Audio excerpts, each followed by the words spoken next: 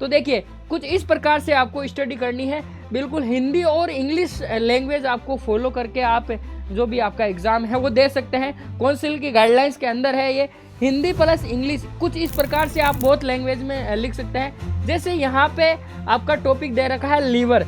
Liver के अंदर देखिए, लीवर की अगर मैं बात करूँ तो सबसे पहले इसका इंट्रोडक्शन दे रखा है, फिर लीवर किन किन ऑर्गन से मिलकर बना होता है। देखिए लीवर किसके साथ होता है attach with organ associated with liver, liver के साथ और कौन से ऑर्गन होते हैं, ये सारा जो है आपके दे रखा है। कुछ इस प्रकार से नोट्स आपको बनाने होते हैं जिससे, और इस प्रकार से आप लिख के आते हैं जो आपका एग्ज़ाम होता है, तो बिल्कुल आप अच्छे नंबर गेन कर सकते हैं। इसके बाद में देखिए ये और आगे आपके लोब्स हो गए लीवर के, लोब्स ऑफ लीवर, इसके बाद में लेफ्ट लोब हो गया, राइट लोब हो गया, ये सारी चीज़ें इसमें देखिए नोट लगा के भी आपको दे रखा है जो मेन चीज़ है। तो कुल मिला के कुछ इस प्रकार से आपको जो हिंदी और इंग्लिश का रेशियो है वो फॉलो करना है। कुछ इस प्रकार से आप हिंदी प्लस इंग्लिश लिख के आते हैं तो आपको अच्छे नंबर बिल्कुल मिलेंगे इसके अंदर।